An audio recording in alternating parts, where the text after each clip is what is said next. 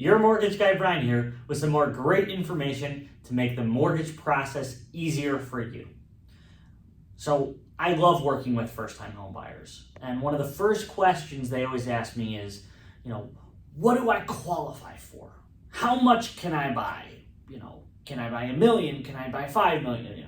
Probably not that much, but what can I afford to buy? What can I qualify for? So in today's video, what I really want to look at is one of the major factors that an underwriter looks at when determining what a borrower will qualify for on a mortgage. And that is your DTI, or your debt to income ratio. All right. So when looking at your debt to income ratio, essentially what this is it's the sum of all of your monthly liabilities, your mortgage, credit cards, student loans, car payments, divided by the gross monthly income that you and any other borrowers on the loan have. All right. So when determining whether or not you qualify for a mortgage, an underwriter is going to look at your DTI as one of the determining factors. Now, if you were to go and get a conventional mortgage, your underwriter would want your DTI to be less than 45%. For an FHA mortgage, they're a little bit more flexible. They'll sometimes go as high as 50%.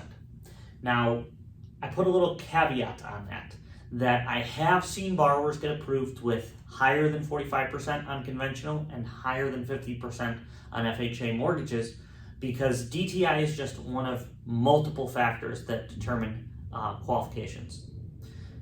If you are a borrower with, let's say, a 46% DTI back-end ratio, but you have really high credit and you have a lot of reserve assets available, that strengthens you as a borrower, and an underwriter might be willing to let that go.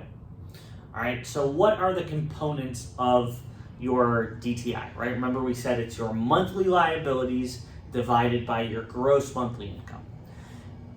There is a front and a back end ratio that comes along with your DTI.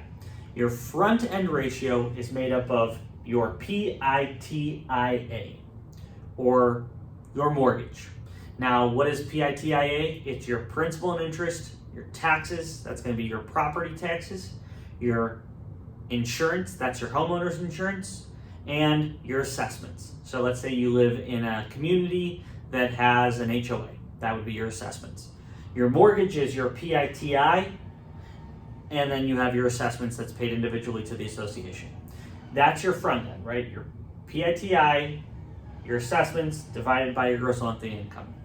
Now, what your back end ratio is your PITIA plus all of your other monthly liabilities. So that's going to be your student loan payments. That's going to be your car loans or leases.